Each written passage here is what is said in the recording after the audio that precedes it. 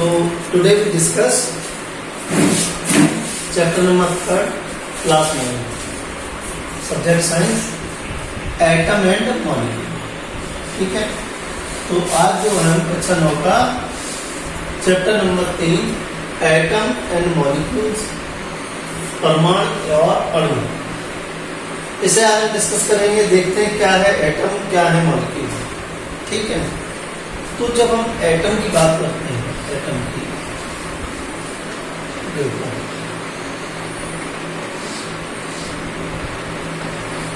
Atom जो है, atom सब इसका मीन्स होता है इंडिविजुअल।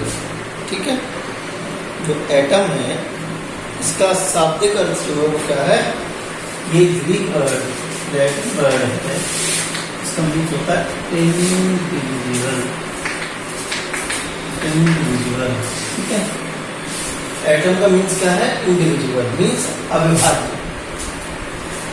कहने का means the particle which can not further divide into smaller particles. Atom का मीन्स था इंडिविजुअल, कहने का मतलब क्या हुआ कि इसे हम और छोटे पार्टिकल्स में डिवाइड नहीं कर सकते हैं, इसे कहेंगे एटम। लेकिन अगर हम बात करें बिफोर 500 BC, डाल्टन ने इसको एक्सप्लेन किया, डाल्टन ने, लेकिन डाल्टन से भी पहले 500 BC, ठीक है, मतलब 500 ईसा पूर्व, एन इंडियन फिलोसफर महर्षि कणाद, एक इंडियन फिलोसफर थे महर्षि कणाद, इन्होंने ये कहा कि अगर हम पदार्थ को if we cut the matter again and again and again and again, then we got a state which cannot divide or which cannot cut out in small particles. कहने का मतलब ये था कि अगर हम एक पदार्थ को चाकू से या किसी से काटना शुरू करें तो महर्षि कणाद ने ये कहा, काटते जाएंगे काटते जाएंगे काटते जाएंगे और काटते काटते एक समय ऐसी स्टेज पहुंचेंगे जहां आप उसको और ज्यादा छोटे पार्टिकल्स में डिवाइड नहीं कर सकते। ठीक है, तो महर्षि कणाद ने क्या कहा समझो, तो इन्होंने कहा कि if we go on dividing matter, if we go on dividing matter, we shall get smaller and smaller particles, a stage would come beyond which further division will not be possible. ठीक है, उन्होंने क्या कहा कि अगर हम पदार्थ को काटते जाएं काटते जाएं काटते जाएं तो एक ऐसी अवस्था आ जाएगी जहां पर जाकर के उसे और छोटे हिस्सों में डिवाइड करना संभव नहीं होगा। दिस स्टेज इज कॉल्ड परमाणु। इसी को महर्षि कणाद ने क्या कहा, परमाणु। समझ में आ रहा? तो कहने का मतलब ये हुआ कि भारत में एटम को बहुत पहले ही एक्सप्लेन कर चुके थे, और जो एक्सप्लेन कर चुके थे उनका नाम था महर्षि कणाद।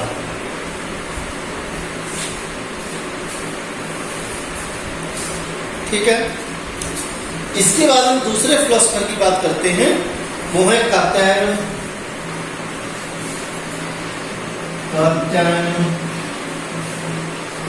कात्यायन ने क्या कहा देखो, तो कात्यायन कहते हैं कि these particles, Katyayan said normally these particles combine to each other, है ना, या these particles are exact in combination, normally these particles are exact in combination। तो कात्यायन ने ये कहा कि ये जो हैं वो नॉर्मली कैसे होते हैं, कॉम्बिनेशन पाए जाते हैं, means atom does not present in the free form in nature. ये कहना चाहते थे, परमाणु does not present in the free form in nature. ठीक है, द परमाणु जो है वो स्वतंत्र अवस्था में प्रकृति में नहीं पाया जाता है। ठीक है, इसके बाद देखिए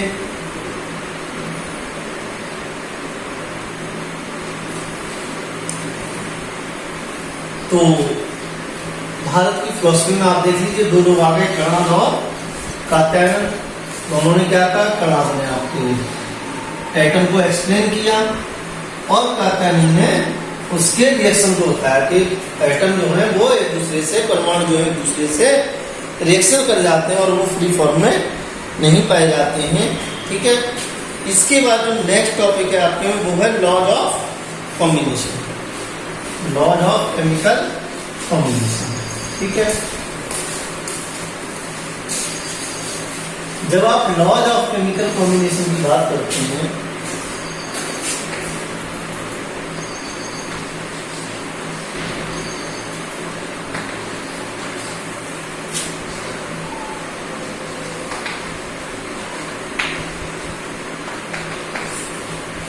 लॉज ऑफ केमिकल कॉम्बिनेशन, ठीक है,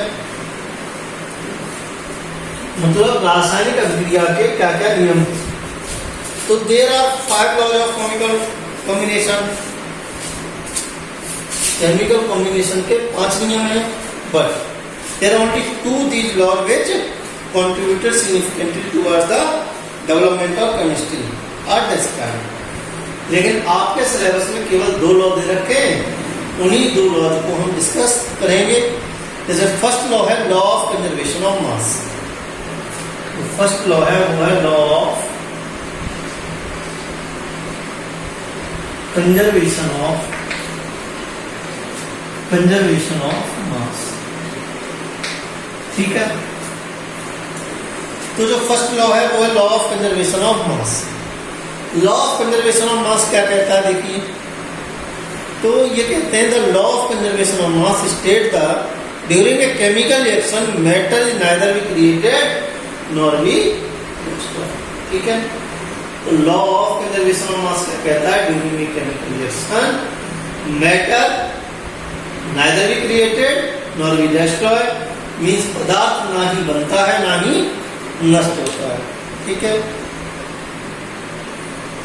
इट मींस ये क्या कहना चाहते हैं कि the total mass of reactant is always equal to the total mass of the product. Means reactant और प्रोडक्ट दोनों का टोटल जो मास है वो हमेशा कंजर्व रहता है। ठीक है, जैसे कि एग्जांपल के लिए हम देखें, हम आपसे कहें H2 की रिएक्शन क्लोरीन से करा दो। ठीक है, तो हाइड्रोजन की रिएक्शन क्लोरीन से करा दो तो जो प्रोडक्ट बनेगा वो बनेगा 2H। ठीक है, ये कहते क्या है कि जो रिएक्टेंट है, जो लेफ्ट हैंड साइड है, इसे हम रिएक्टेंट बोलते हैं, रिएक्टेंट साइड बोलते हैं, और ये प्रोडक्ट साइड है, समझिए ये कहते क्या है, समझिएगा। ये कहते हैं कि जो रिएक्टेंट का मास है वो प्रोडक्ट के मास के इक्वल होना चाहिए। जैसे अगर हम हाइड्रोजन की बात करें तो हाइड्रोजन का एटॉमिक मास कितना होता है, 1 होता है। यहाँ 2 एटम है हाइड्रोजन के, तो वेट कितना हो जाएगा, 2। ठीक है, क्लोरीन का 35.5 होता है, 2 है तो यहाँ कितना हो जाएगा, 71। ठीक है, ये मास हो जाएगा इसका। ठीक है, तो हाइड्रोजन का वेट 2 हो गया, क्लोरीन का वेट 70 हो गया। इस तरफ अगर हम देखेंगे तो क्या हो जाएगा, तो 2 ब्रैकेट में 1 प्लस 35.5। ठीक है, 1 किसका है, हाइड्रोजन का है वेट, और क्लोरीन का कितना, 35.5। आगे अगर सॉल्व करेंगे तो 2 इंटू में 36.5 equals two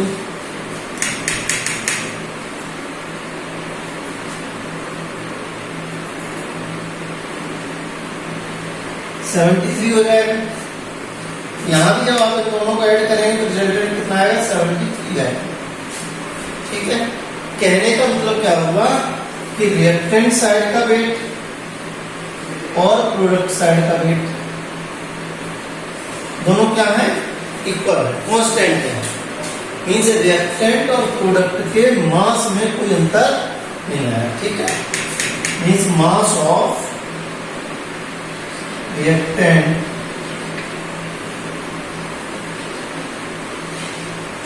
equals to mass of product. लेकिन अच्छा एक बात समझिए, आपके सिलेबस में इंटरव्यू, ठीक है, लेकिन एक बात समझो, सोचो कि किसी भी केमिकल रिएक्शन में या तो रिएक्शन एक्सोथर्मिक होगी या एंडोथर्मिक होगी, ठीक है। तो ऐसी कंडीशन में जब रिएक्शन एक्सोथर्मिक हो या एंडोथर्मिक हो, मान लो एनर्जी रिलीज होती है, एनर्जी या तो क्या होगी, रिलीज होगी या एब्जॉर्ब होगी, तो हमें से एक काम होगा, या तो ऊर्जा निकलेगी या ऊर्जा एब्जॉर्ब होगी, ठीक है। आइंस्टाइन ने क्या कहा, E equals to mc square. Einstein की बात को ध्यान से सुन लीजिए। आइंस्टाइन कहते हैं E equals to mc square means energy can not be created neither be destroyed, it can only transform या change into one form to the another form. तो आप ऊर्जा को न तो उत्पन्न कर सकते हैं न नष्ट कर सकते हैं। क्या करते हैं आप, एक अवस्था से दूसरी अवस्था में परिवर्तित करते हैं, और यहाँ m क्या है, मास है, ठीक है। कहने का मतलब यह है कि अगर ऊर्जा निकल रही है किसी रिएक्शन से, तो ऊर्जा किससे चेंज हुई होगी, तो मास चेंज हुआ होगा किसमें, एनर्जी में। और अगर एनर्जी एब्जॉर्ब हो रही होगी तो किसकी फॉर्म में स्टोर हुई होगी, तो कुछ ना कुछ मास की फॉर्म में स्टोर हुई होगी। तो इट मीन्स जो मास है रिएक्शन में, जो रिएक्टेंट और प्रोडक्ट का, वो वास्तव में कंजर्व रहेगा क्या, तो मुझे नहीं लगता रहेगा, ठीक है। वास्तव में होता क्या है कि जो रिएक्शन है, उस रिएक्शन में जो वास्तव में जो कंजर्व रहते हैं होते हैं POAC। आगे एक और लॉ पढ़ेंगे, प्रिंसिपल ऑफ एटॉमिक कंजर्वेशन, ठीक है। तो during a reaction actually the number of atom is conserve. किसी भी रासायनिक विज्ञान के अंतर्गत वास्तव में जो है वो एटम कंजर्व रहते हैं, ठीक है। तो वास्तव में क्या कंजर्व रहते हैं, एटम कंजर्व रहते हैं, ठीक। तो नेक्स्ट लॉ जो है वाक्य में वो है बेटा लॉ ऑफ कांस्टेंट प्रोपोर्शन, ठीक है। नेक्स्ट लॉ जो है वो है law of constant proportionality.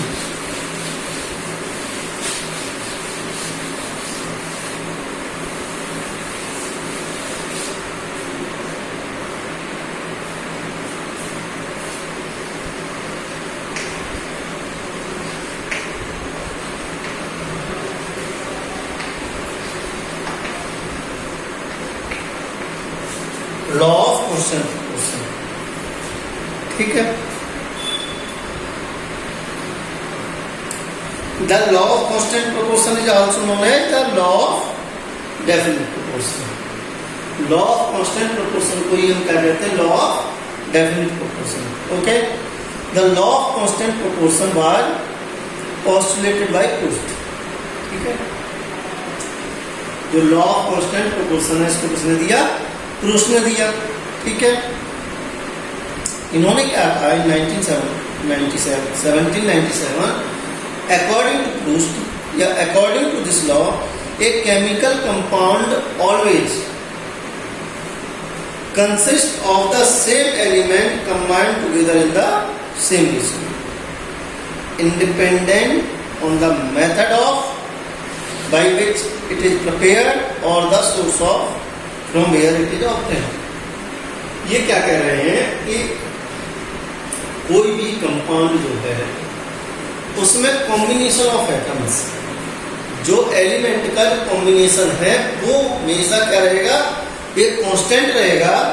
This combination does not depend on the source और method, source from which it is obtained and the method by which it is obtained. कहने का तात्पर्य ये हुआ कि कोई भी केमिकल कंपाउंड उसमें जो एलिमेंट हैं वो एक कांस्टेंट रेशियो में होंगे, वो उसके सोर्स या मेथड पे डिपेंड नहीं करेंगे। जैसे एग्जांपल के लिए हम देखें, हम कहें CO2, ठीक है। CO2 में क्या है, एक कार्बन का एटम है और 2 ऑक्सीजन के एटम है। कार्बन का एटॉमिक वेट कितना होता है 12, ऑक्सीजन का कितना होता है 2 × 16 मींस 12 एंड यही है। अगर आप रेशियो निकालेंगे, अगर C/O आप करें तो इसको हो जाएगा 12/32, ठीक है। तो C/O हो जाएगा 3/8। अगर आप C/O निकालें तो ये आएगा 3:8, मीन्स कार्बन डाइऑक्साइड में कार्बन और ऑक्सीजन का जो रेशियो होगा वो क्या होगा 3:8, and this ratio does not depend on the source. यह रेशियो जो है सोर्स पे डिपेंड नहीं करेगा, चाहे वो CO2 आप किसी व्हीकल से रिलीज हुई हो, चाहे किसी फोर्माइन से रिलीज हुई हो, चाहे कहीं से भी आपने प्राप्त की हो, चाहे किसी प्लांट से रिलीज की गई हो, चाहे किसी एनिमल ने ड्यूरिंग द एक्सपायरेशन, ठीक है, चाहे किसी एनिमल ने श्वसन की क्रिया के दौरान निकाली हो, हमेशा इस CO2 में कार्बन और ऑक्सीजन रेशियो जो है वो 3:8 रहेगा। ये तो हो गया सोर्स। वैसे ही हम मेथड की बात करें, चाहे वो किसी रिएक्शन से निकली हो, ठीक है, तो वो चाहे कहीं से भी हो, हमेशा कार्बन और ऑक्सीजन का रेशियो जो है वो क्या रहेगा, फिक्स रहेगा 3:8, इसमें CO2 में, ठीक है।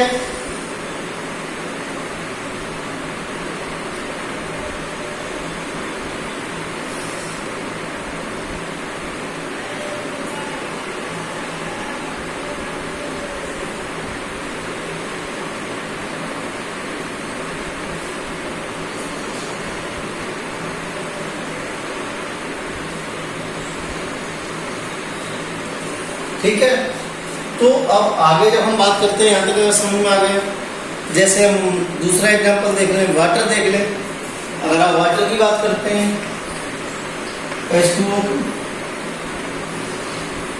तो वाटर कितना है इसमें 2 है, ऑक्सीजन कितना है 8 है, सॉरी 16 है, ठीक है। तो अगर हम रेशियो निकालेंगे H/O का, यह है 2/16 मीन्स H/O हो जाएगा 1:8, ठीक है। मीन्स वाटर में हाइड्रोजन और ऑक्सीजन किस रेशियो में है, 1:8 रेशियो में, ठीक है। तो ये कह रहे हैं कि ये चाहे कहीं भी हो, किसी फॉर्म में हो, ठीक है, इस सब में क्या रहेगा, कांस्टेंट रहेगा, ठीक है। दोनों लॉ हो गए आपके।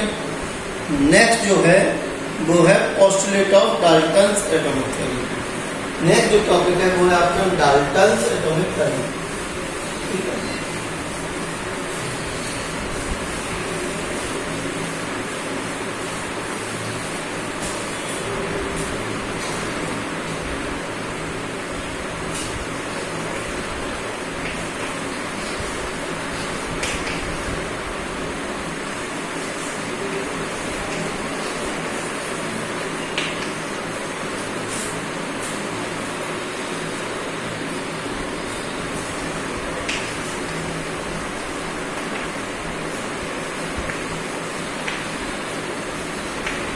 Postulate of Dalton's atomic theory, ठीक है। डाल्टन्स एटॉमिक थ्योरी क्या कहती है, ठीक। तो डाल्टन ने कहा कि all forms of matter, solid, liquid और gas, okay, and element, compound और mixture are made up of very small particles. Dalton ने कहा कि मैटर की वो चाहे कोई सी फॉर्म हो, चाहे सॉलिड हो, लिक्विड हो, गैस हो, एलिमेंट हो, कंपाउंड हो, कोई भी स्टेट हो, ठीक है, these all are the forms of tiny particles. ये सबके सब जो हैं बहुत छोटे छोटे पार्टिकल से मिलकर बने होते हैं और इन्हीं पार्टिकल्स को इन्होंने कहा एटम, ठीक है। And these particles are called atom. From the Greek word atom means uncut. मैंने आपको बताया था ग्रीक वर्ड है ये, और जिसका मीन्स होता है इंडिविजुअल या अनकट, जिसको और छोटे भागों में काटा न जा सके, विभाजित न किया जा सके, उसको हम क्या कहेंगे? एटम। ठीक है। दूसरी बात जो डाल्टन ने कही, सेकंड जो कहा उन्होंने क्या कहा? उन्होंने कहा कि atom can not be created neither can not be created and divide और destroyed as result of chemical change. इन्होंने क्या कहा कि जो एटम है, एटम को न तो हम उत्पन्न कर सकते हैं, न डिवाइड कर सकते हैं, न नष्ट कर सकते हैं। किसमें?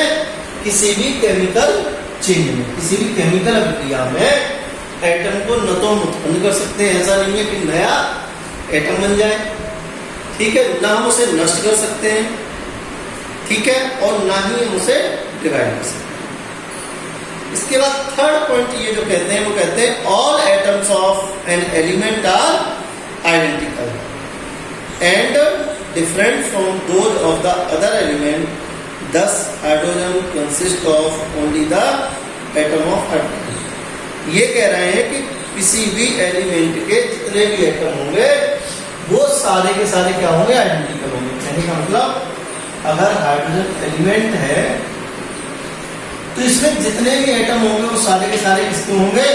हाइड्रोजन के ही एटम होंगे, ये कहना चाहते हैं। ठीक है। फोर्थ पॉइंट है atom of element combine in the ratio of whole numbers to produce a large number of compound. ये कहते हैं कि जो एलिमेंट हैं वो हमेशा होल नंबर में कंबाइन करते हैं। जैसा अभी मैं आपको बता रहा था ना कि H2O में हाइड्रोजन और ऑक्सीजन का रेशियो क्या था? 1:8 था, तो होल नंबर में। ठीक है। तो इनके कहने का मतलब ये था कि एलिमेंट जो है वो एक दूसरे से होल नंबर में कंबाइन करके कंपाउंड बनाते हैं। क्या बनाते हैं? कंपाउंड बनाते हैं। ठीक है।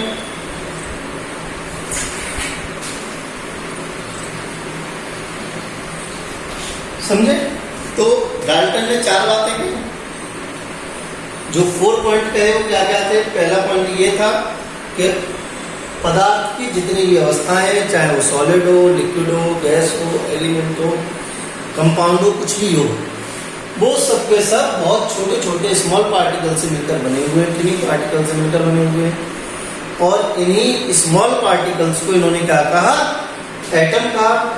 एटम एक ग्रीक वर्ड है जिसका मीन्स होता है इंडिविजुअल या अनकट।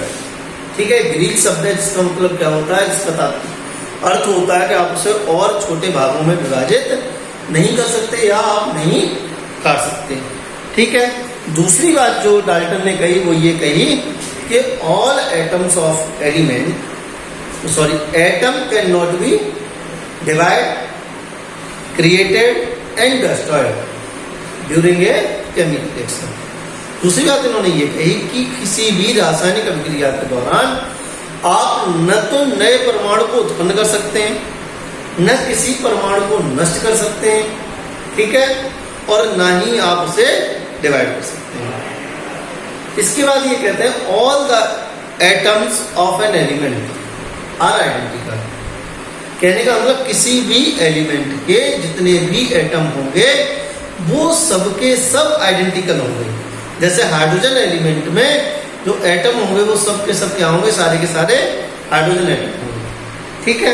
इसके बाद ये कहते हैं कि atoms of element combine in the ratio of whole numbers. जो एटम है, जो एलिमेंट, किसी भी एलिमेंट के जो एटम है वो एक दूसरे से होल नंबर में कंबाइन करते हैं एंड प्रोड्यूस ए कंपाउंड। ठीक है। मीन्स एलिमेंट किसी भी कंपाउंड के, किसी भी एलिमेंट के जो एटम है वो होल नंबर में कंबाइन करके एक कंपाउंड बनाते हैं। ठीक है। तो अब इसके बाद क्या हुआ? जो डाल्टन जो थ्योरी थी वो फेल क्यों हुई? ड्रॉबैक क्या है? डाल्टन एटॉमिक थ्योरी के ड्रॉबैक क्या है? क्या कारण थे जो कि ये फेल हो गए?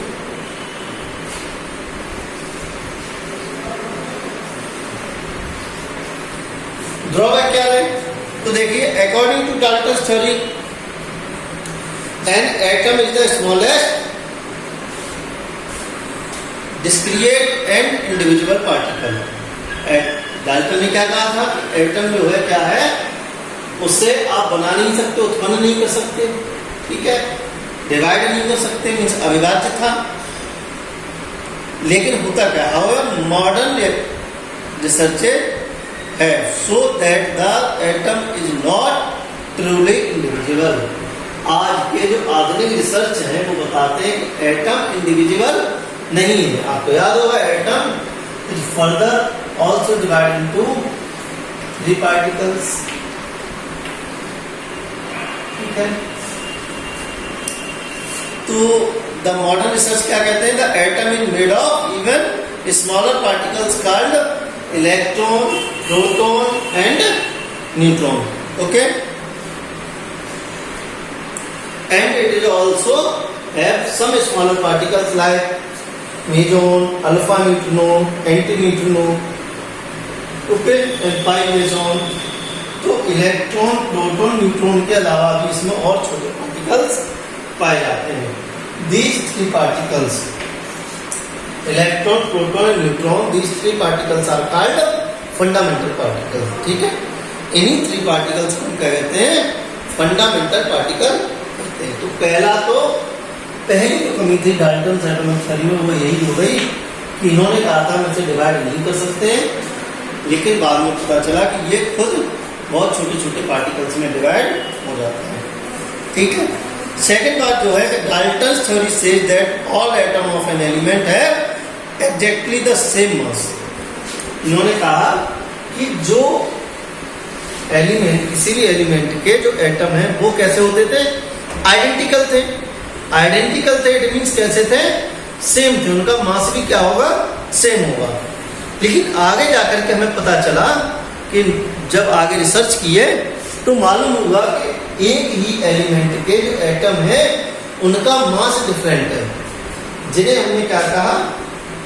आइसोटोप, ठीक है, जिन्हें हमने क्या कहा? आइसोटोप कहा। तो the discovery of isotope indicated that all atoms of the same element are not perfectly identical, ठीक है। तो जो आइसोटोप थे, आइसोटोप की जो डिस्कवरी हुई तो इन्होंने बताया कि इससे ये पता चला कि एक ही एलिमेंट के जो एटम है वो आइडेंटिकल नहीं होते। कहने का मतलब इन्होंने ये कहा था कि अगर हाइड्रोजन है तो हाइड्रोजन एलिमेंट में जितने भी हाइड्रोजन के एटम होंगे वो सारे के सारे क्या होंगे? आइडेंटिकल होंगे। लेकिन बाद में पता चला कि हाइड्रोजन एलिमेंट में कंडीशन ये है 1s1, 1s2, 1s3, ठीक है। प्रोटियम, ड्यूटेरियम और ट्राइटियम, इसके 3 आइसोटोप थे। देखो ये आइडेंटिकल नहीं है क्योंकि सबके वेट क्या हो गए? अलग अलग हो गए। एटॉमिक नंबर सेम है, एलिमेंट सेम है, means same element with different masses, ठीक है। तो दूसरी प्रॉब्लम के साथ ये आ गई, ठीक है। अब इसके बाद जो बात थी वो थर्ड जो था वो कह रहे थे atoms of the same element having different masses are called isotope.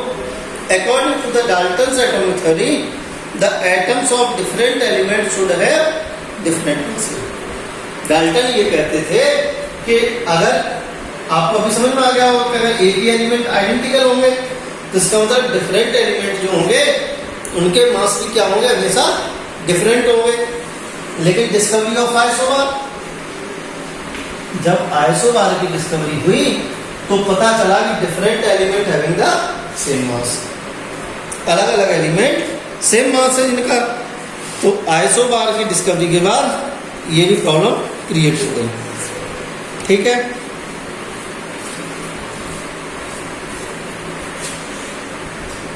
और इसी के साथ आज का ये टॉपिक है वो खत्म होता है। कल हम लोग नेक्स्ट टॉपिक डिस्कस करेंगे। Thank you.